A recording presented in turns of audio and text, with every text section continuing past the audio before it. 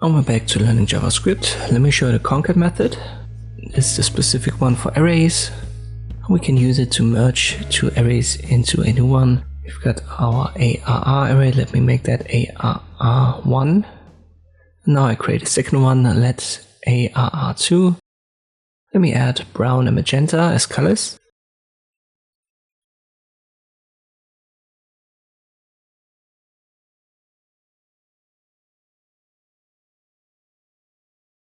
Now I print it out, but I only print out the first one. So document.write, and then inside of the brackets ARR1. This gives us the colors red to yellow. And to merge this with ARR2, I just add .concat regular brackets and inside the name of the second array, and there you go. You can also store that into a third array if you want to. So let me create a new one here. Let's ARR3 equals and then ARR1.concat using ARR2, and if I print out ARR3 now, you can see this is a new array. And this is how we can use the concat method for arrays in JavaScript.